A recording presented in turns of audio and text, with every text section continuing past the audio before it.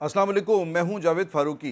नाज़रीन, आज दो बड़ी अहम ख़बरें हैं जिनके ऊपर बात करेंगे। दोनों ख़बरें अपने बैकग्राउंड के लिहाज से भी बहुत इम्पोर्टेंट है और इनका मुस्तक़बिल के हवाले से भी जो इन्हें बहुत ज़्यादा अहमियत दी जा रही है कि इनके असरात क्या मुरतब होंगे। और अगर अब ये वाक़यात हुए हैं तो इन दोनों की बैकग्राउंड क्या है वो बड़ी इम्पोर्टेंट है। पहली ख़बर तो ये है कि पीपल्स पार्टी और मुस्लिम लीग नून के अंदर पंजाब के हवाले से जो पावर शेयरिंग का एक मामला था, वो आज इसके हवाले से बहुत इंपॉर्टेंट एक मीटिंग हुई है जिसमें पीपल्स पार्टी का एक बहुत हैवी वेट्स का एक डेलीगेशन उसने आज वज़ीर आला हमज़ा शहबाज से मुलाकात की। और अब ये उनकी मुलाकातें पीपल्स पार्टी और नून लीग की बड़ी फ्रीक्वेंट हो गई हैं। एक दूसरे के घरों में आना जाना जो है ये आजकल देखने के लायक है। तो हैवी वेट्स का एक डेलीगेशन गया है जो एक कमेटी बनाई थी चेयरमैन बिलावल भुट्टो ने।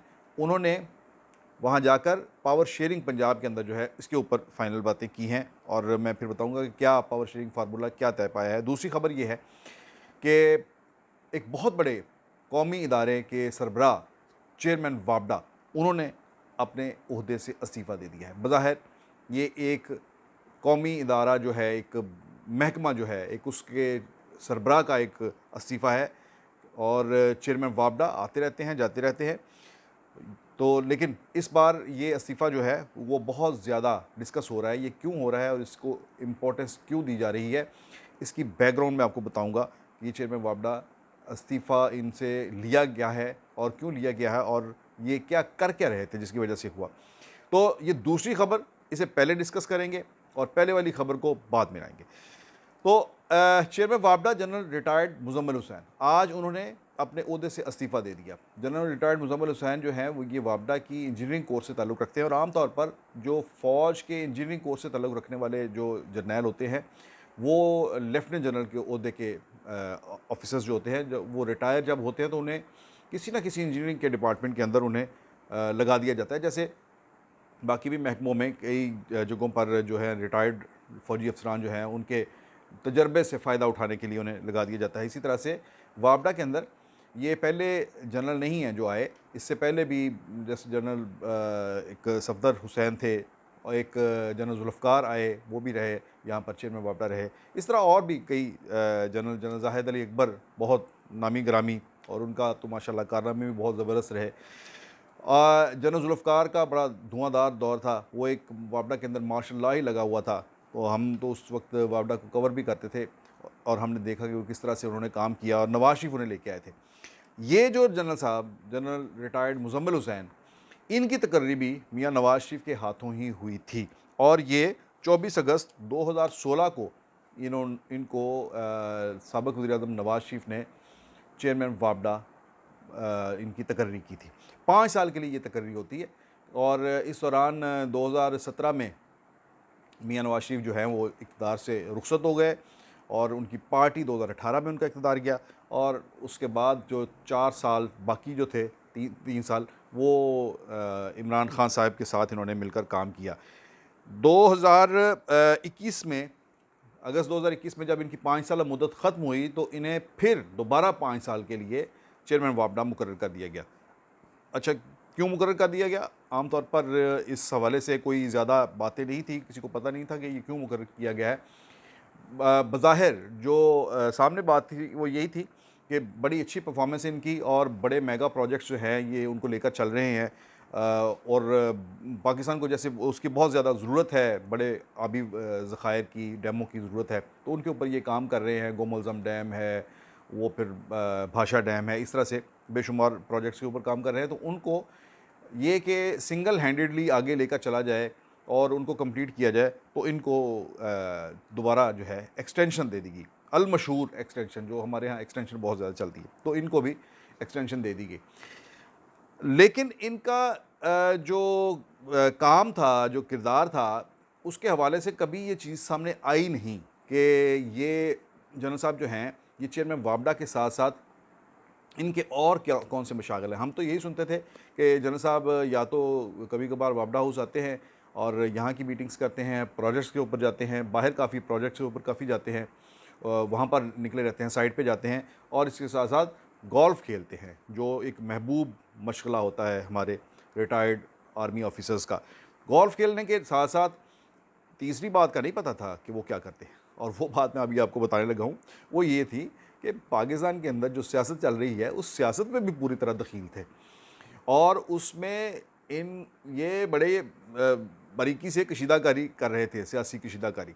ये जो पिछले दिनों जितना भी एक चलता रहा है हुकूमत की उखाड़-पिछाड़ के हवाले से, जो मामला सारे चलते रहे, उसके अंदर इनके हवाले से पता चला कि बहुत एक्टिव रोल था इनका। ख़ास तौर पर एक वाक़या जिसके हवाले से बहुत ज़्यादा लोगों के अंदर एक तजस्सुस रहा, कि जो वाक़या 27 और 28 मार्च को जो रूनुमा हुआ, वो कौन-सा वाक़या था? वो ये था कि पंजाब के अंदर सियासी तब्दीली के लिए हुकूमती इत्तेहादी काफ़िले को मुस्लिम लीग नून और पीपल्स पार्टी ने तोड़ लिया था, और चौधरी परवेज़ इलाही को मुस्लिम लीग नून की तरफ से वज़ारत आला का उम्मीदवार नामज़द कर दिया गया 27 तारीख को। इसके पीछे 1 महीने, डेढ़ महीने की एक्सरसाइज़ थी, मुख्तलिफ़ लंबी चौड़ी मीटिंग्स थी, और उन मीटिंग्स के नतीजे में चौधरी परवेज़ इलाही जो थे, उनके ऊपर मियाँ नवाज़ शरीफ ने आसिफ़ अली ज़रदारी के और मौलाना फ़ज़लुर रहमान के तवील असरार के बाद उन्होंने इसके ऊपर हामी भर ली, और मुस्लिम लीग नून के एक डेलीगेशन ने 27 मार्च को चौधरी परवेज़ इलाही और चौधरी शुजात हुसैन की रिहाइशगाह पर जाकर उन्हें खुशखबरी सुना दी कि आप हमारे वज़ीर आला हैं। तो ये एक डील जो थी वहाँ पर डन होगी। उसी रात वो आसिफ़ अली ज़रदारी से मिलने गए चौधरी परवेज़ इलाही, और उन्होंने ये सारे मामला जो था उसको वहाँ पर फ़ाइनल शक्ल दी। अगले ही दिन फिर हमारे टीवी चैनल्स के ऊपर ये बड़ी बातें जो है चीखती चिंगाड़ती रहीं कि एकदम से कितना बड़ा एक चेंज आ गया है, और एक सरप्राइज़ दिया है चौधरी परवेज़ इलाही ने, और वो उठकर अचानक बनीगाला चले गए हैं, और बनीगाला जाकर वहाँ पर इमरान खान साहब ने उनके गले में हाथ डाल दिया, और उन्होंने कहा कि छोड़ें आप आसिफ ज़रदारी और नवाज़ शरीफ को और फजलू को, आप मेरे कैंडिडेट हैं। आप इतनी देर से कह रहे हैं, मुझे तो पता ही नहीं था कि आप इतने ज़बरदस्त किस्म के आदमी हैं। आपने उधर जाके क्या लेना है? आप तो पंजाब तो आपके बगैर चल ही नहीं सकता। ये पकड़ें आप पंजाब की वज़ारत आला और जाएँ आप। और इस दौरान चौधरी परवेज़ इलाही साहब इमरान खान के चीफ मिनिस्टर उस्मान बुज़दार के ख़िलाफ़ तहरीक अदम-ए-एतमाद अपने हाथों से जमा करवा चुके थे। यहाँ तक मामलात को ऐसे इमरान खान ने यू टर्न मारा और चौधरी परवेज़ इलाही को अपना कैंडिडेट बना दिया। ये सारा कैसे हुआ? उसमें एक बहुत ज़्यादा बात गर्दिश करती रही कि एक टेलीफ़ोन कॉल थी जिसके ऊपर चौधरी परवेज़ इलाही ने सारे का सारा अपना इरादा बदला और सारा प्लान यकसर चेंज कर दिया, कि वो फ़ोन कॉल चौधरी मुनीस इलाही को आई, और उस फ़ोन कॉल के ऊपर वो चले गए। वो बाद में ये बताया, हमारे ज़राए ने बताया कि वो फ़ोन कॉल किसकी थी? वो phone call general retired Muzammil Hussain chairman वापडा की थी। ये दोनों का इस हवाले से भी बहुत ज़्यादा उन दिनों ताल्लुक़ था कि जो चौधरी मुनीस इलाही हैं, ये वापडा के वज़ीर भी थे, आबी वसाइल के वज़ीर रहे हैं, और इस दौरान उनका जनरल मुज़म्मिल हुसैन साहब के साथ एक महकमा जाती जो है, यानी एक बॉस के और सबॉर्डिनेट के होते हुए एक ये भी ताल्लुक़ था, एक ये भी एक कुर्बत की एक वजह थी। दूसरी वजह क्या थी कि जनरल मुज़म्मिल हुसैन साहब के जो ताल्लुकात हैं, वो पेशावर वाले साहब जो हैं, जो खान साहब के बहुत करीबी रहे हैं, और जिनके लिए अब ये बात कोई ढकी छुपी रही नहीं है कि जिस तरह से जनरल फैज़ हमीद, उनके लिए खान साहब ने जिस हद तक गए, जहाँ तक वो चलते रहे, और अब तो ये जलसों में वो ख़ुद भी डिस्कस कर रहे हैं कि उनके साथ जनरल मुज़म्मिल साहब का बहुत ज़्यादा करीबी ताल्लुक़ था, और ये उस एंड से ये सारी मूव चल रही थी, और वही इसका सबब बने थे। ये सारी की सारी पीपल्स पार्टी और नून लीग के साथ चौधरी परवेज़ इलाही की ये सारी डील को जो उल्टा कर रख दिया, तो उसके पीछे ये साहब थे। यानी ये वो जो एक बताया जा रहा है, कहा जा रहा है कि एक पैरेलल एक जो सिस्टम चलाया जा रहा है, या चल रहा है, या चलाने की कोशिश की जा रही है, उसमें जो एक डिस्कस किया जा रहा है कि कुछ लोग हैं जो मुख्तलिफ़ ओहदों पर बैठे हुए हैं, और कई बाअसर लोग बैठे हुए हैं, वो एक मखसूस एक पॉलिटिक्स कर रहे हैं, जिसमें इमरान खान उनका बहुत ज़्यादा डार्लिंग है, और साबिक़ वज़ीर-ए-आज़म जो हैं वो उनके बहुत ज़्यादा नज़दीक हैं, उनके दिल के भी करीब हैं, उनके ख़यालात के नज़दीक हैं, और वो उनके हमदर्द हैं। तो ये वो ग्रुप था जिसमें जनरल साहब जो हैं वो फॉलो करते हैं। तो अब जो है वो कुछ दिन पहले जब ये सारी चीज़ें जो हैं वो चल रही थी, ये हुकूमत चेंज भी हो गई, तो एक दोस्त, एक हमारे बड़े बाएतमाद दोस्त, उनकी फ़ोन कॉल आई, तो उन्होंने बताया कि कुछ ऐसा होने जा रहा है कि ये जो एक बड़ी एक कशीदगी सी पैदा हुई है, कशीदगी की फ़िज़ा पैदा हुई है, जिसके अंदर एक दूसरे के ख़िलाफ़ ऐसे लग रहा है जैसे कोई मुहाज़रा ही हो रही है। जैसे 2 जो हैं वो बन गए हैं, 2 अलग-अलग एक धड़े बन गए हैं और उनमें ये एक मुहाज़रा ही चल रही है। तो इसको ख़त्म करने के लिए बहुत संजीदगी से काम हो रहा है और इस पर बहुत सरप्राइज़िंग कई डिसीजन जो हैं वो सामने आएँगे। ख़ैर, मेरे साथ जो बात शेयर हुई थी वो मैं तो नहीं बस पूरी बात नहीं करूँगा, लेकिन मेरे साथ रिटायर्ड जर्नैल की रुख़सती के हवाले से बात नहीं हुई थी। लेकिन ये रिटायर्ड जर्नैल का फ़िलहाल एक इस्तीफ़ा आया है और ये चीज़ जो है ये ज़ाहिर करती है कि कोई ऑपरेशन क्लीनअप है जिसकी तरफ जो है वो काम चल रहा है। और ऐसे लोग जो किसी जगह पर एस्टेब्लिशमेंट के दरमियान उसको 2 हिस्सों में तक़सीम करने की जहाँ कोशिश होती है, या उनके इक़दामात से 2 हिस्सों में एक तक़सीम का तासुर बाहर आता है, ये ऐसे एलिमेंट्स जो हैं उनके ख़िलाफ़ जो है वो काम हो रहा है। और इस हवाले से मज़ीद भी आने वाले दिनों में मज़ीद भी कुछ ख़बरें आएँगी कि वो बड़ी-बड़ी, इस तरह जैसे ये इस्तीफ़ा सामने आया है, इसी तरह के कुछ और भी बड़े ऐलानात, बड़ी अनाउंसमेंट्स, बड़ी ख़बरें जो हैं वो सामने आएँगी। ये एक बहुत ही जनरल साहब के हवाले से जो बात सामने आई, ये बहुत हैरानकुन थी। वो मुझे याद आया इस मौके पर वो बात एक, वही कि मजीद निज़ामी साहब जब जनरल परवेज़ मुशर्रफ ने मार्शल लॉ लगाया, जब वो आए और उसके बाद अमेरिका से उन्हें टेलीफ़ोन कॉल आई 9/11 के बाद, तो उस पर जिस तरह से जनरल परवेज़ मुशर्रफ ने बहुत सी चीज़ें जो थी वो सरेंडर कर दी थी और अपने हवाई अड्डे जो हैं वो दे दिए अमेरिका को और सारा कुछ कर दिया, तो उस पर बहुत ज़्यादा चूँकि एक मुल्क के अंदर से एक तनकीद थी और मुज़ाहमत थी, तो उस पर उन्होंने कौमी अखबारात के मुदीरान और बड़े सहाफ़ियों को एक जो थी एक उनकी एक बैठक लगाई और उनके साथ कुछ इंफॉर्मेशन शेयरिंग का एक सेशन किया। उसमें उन्होंने कहा कि तनकीद हो रही थी महफ़िल के अंदर, तो उन्होंने वो बहुत झिल्ला कर, जनरल परवेज़ मुशर्रफ साहब ने बहुत सटपटा कर उन्होंने कहा जी कि आप सारी ऐसी बातें करते हैं, आपको पता नहीं है कि जहाँ पर ये मैं मामलात को चला रहा हूँ, यहाँ कितना ज़्यादा प्रेशर होता है। और निज़ामी साहब, मुझे आप ही बताएँ कि अगर आप मेरी जगह होते उस वक़्त 9/11 के बाद जब वो टेलीफ़ोन कॉल जो आई, अगर आप मेरी जगह होते तो आप क्या करते? ये बात निज़ामी साहब ने बताई, यानी ये इसके रावी जो है निज़ामी साहब है इस मुकालमे के। तो जनरल मुशर्रफ ने कहा कि निज़ामी साहब, आप मुझे बताएँ कि अगर आप मेरी जगह होते तो आप क्या फ़ैसला करते? निज़ामी साहब बड़े मज़ेदार आदमी थे। उनके नज़रिए से इख्तिलाफ़ किया जा सकता है, लेकिन वो बड़ी क्लैरिटी थी उनके यहाँ।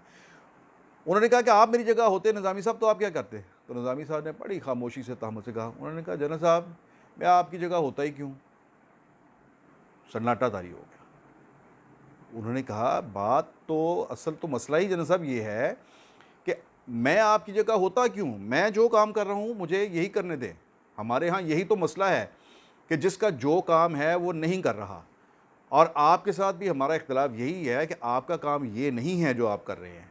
ये सियासतदानों का काम है हुकूमत करना। आपका काम जो है वो आप नहीं कर रहे, आपको जहाँ होना चाहिए वहाँ नहीं है। यही तो हमारा बुनियादी इख्तिलाफ़ है आपसे। इतनी सिंपल सी बात की उन्होंने और उसके बाद ख़ामोश हो गए और फिर एक महफ़िल में एक सन्नाटा तारी हो गया। तो यहाँ पर भी जनरल मुज़म्मिल हुसैन का जो इस्तीफ़ा है, उसके पीछे भी, उसके बाद भी फिर यही बात आती है कि आपको तो चेयरमैन वापडा बनाया गया था, आपने बड़े-बड़े डैम बनाने थे, लेकिन आप कहाँ जाके सियासत में उलझ गए? आपका क्या मकसद, क्या काम इस सियासत से? इतना अच्छे नीट एंड क्लीन आपकी शख्सियत और इतना अच्छा आपने परफ़ॉर्म भी किया और ये कहानियाँ आपके पीछे लग गई हैं। ये ऐसा नहीं करना चाहिए। आप अपनी तमाम जो असाइनमेंट दी गई है, आप उस तक महदूद रहें। आप बड़े-बड़े डैम बनाकर मुल्क को दें, कौम को दें, जिस काम के पे आपको मअमूर किया गया, वही काम करें। छोड़ें सियासत में, सियासत का के साथ तो आपको कोई ताल्लुक नहीं। दूसरी खबर कि आज पीपल्स पार्टी और मुस्लिम लीग नून के दरमियान पंजाब के हवाले से पावर शेयरिंग फार्मूला जो है वो तय पा गया है। आज पीपल्स पार्टी का एक आला सतही वफ़द जो है वो हमज़ा शहबाज से उनकी रिहाइशगाह पर मिला है। ये बिलावल भुट्टो ने एक कमेटी तश्कील दे दी थी जिसमें दोनों साबिक़ वज़ीर-ए-आज़म यूसुफ़ रज़ा गिलानी और साबिक़ वज़ीर-ए-आज़म जो अब स्पीकर हैं राजा परवेज़ अशरफ, इसके अलावा कमर ज़मान कायरा और सैयद हसन मुर्तज़ा जो पंजाब में पार्टी के जनरल सेक्रेटरी भी हैं और पार्लियामानी लीडर भी हैं, ये लोग आज गए हैं। साथ मखदूम हैदर गिलानी भी थे। ये लोग गए आज हमज़ा शहबाज जो वज़ीर आला पंजाब हैं उनसे मुलाकात हुई इनकी, और जिसमें फ़ाइनल किया गया है पंजाब के हवाले से कि यहाँ पर कितनी वज़ारतें पीपल्स पार्टी की होंगी और पीपल्स पार्टी को क्या कुछ मिलेगा। इसमें बड़ी डेवलपमेंट ये हुई कि पीपल्स पार्टी ने पंजाब के अंदर जो एक ये था कि गवर्नर पंजाब जो है वो पीपल्स पार्टी को मिलेगा, ये ओहदा मिलेगा। आज पीपल्स पार्टी ने बाकायदा तौर पर उससे दस्तबरदारी इख्तियार कर ली। मखदूम अहमद महमूद का नाम लिया जा रहा था और एक मौके पर तो उनकी नामज़दगी हो भी गई थी, लेकिन उसके अंदर कई वजूहात जो थी वो सामने आई। एक तो ये कि मुस्लिम लीग नून के अंदर इस हवाले से काफ़ी ज़्यादा ये बात पाई जाती थी कि ये तमाम ओहदे जो हैं, ये आइनी ओहदे जो हैं, ये पीपल्स पार्टी को हम दे रहे हैं, तो हमारे पास क्या रह जाएगा। तो इस पर मखदूम अहमद महमूद के अपने मुस्लिम लीग नून की क़यादत के साथ बहुत करीबी ताल्लुकात हैं, बहुत करीबी ताल्लुकात हैं, और वो बड़ी कदर करते हैं मियाँ शहबाज शरीफ और मियाँ नवाज़ शरीफ मखदूम अहमद महमूद की।